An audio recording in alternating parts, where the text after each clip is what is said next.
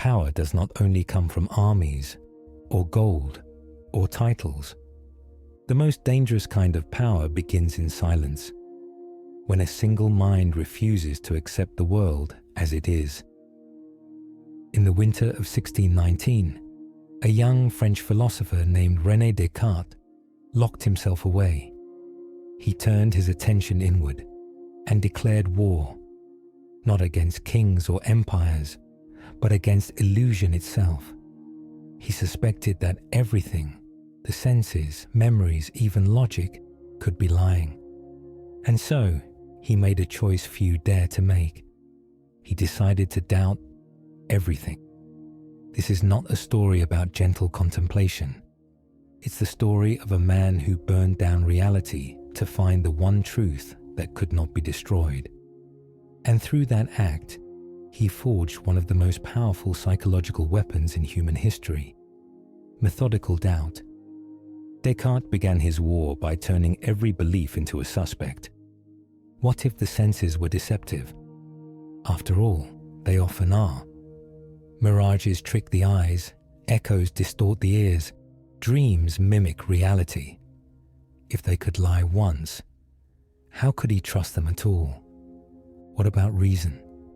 Even mathematics, he thought, could be manipulated by some unseen force. So one by one, Descartes tore down the pillars that held up his understanding of the world. He treated his entire mental structure like a fortress under siege and pulled down the gates from within. This was not weakness. This was ruthless psychological strategy. For to build unbreakable certainty, one must first shatter false foundations. At the center of his doubt, Descartes imagined something terrifying. A being, a malicious demon, powerful enough to deceive him at every turn. What if this demon manipulated not just his senses, but his very thoughts? What if every piece of knowledge he possessed was part of the illusion? This was more than a thought experiment. It was psychological warfare turned inward. By conjuring the image of this demon, Descartes weaponized paranoia. He forced himself to live in a mental battlefield where nothing could be assumed. This was his genius. He turned doubt into a tactical force. Instead of running from uncertainty, he hunted it. And then, in the ruins of doubt, a single truth remained. Even if everything was a lie, even if the demon deceived him at every step, he could not doubt that he was doubting. And if he doubted, he must be thinking. And if he was thinking, he existed. Cogito ergo sum. I think, therefore I am. This was not a slogan. It was a fortress, a truth that no illusion could penetrate. In that moment, Descartes seized absolute psychological ground. He had found the one point of certainty that the entire storm of doubt could not uproot.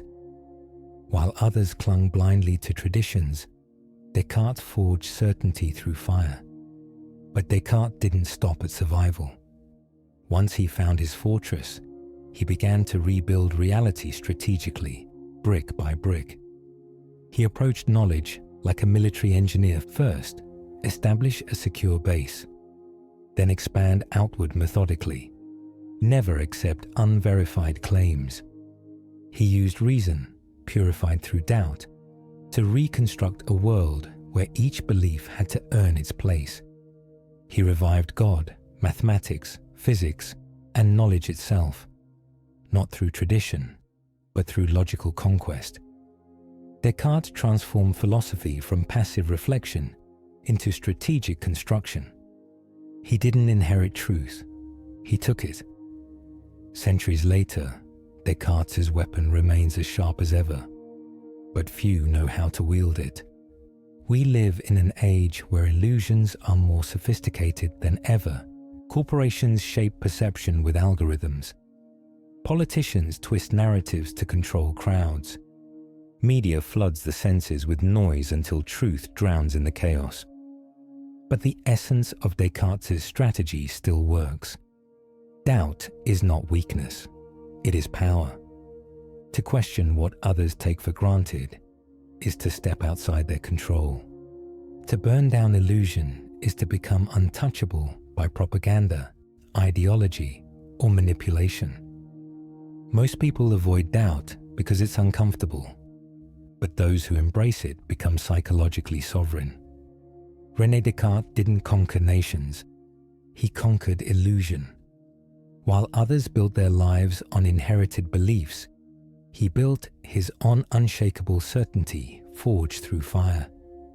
His legacy is not a doctrine, it is a weapon, a way of thinking that slices through deception like a blade through smoke. In the war for your mind, doubt is not your enemy. It is your sword. This is the power of doubt. This is Descartes' war on illusion.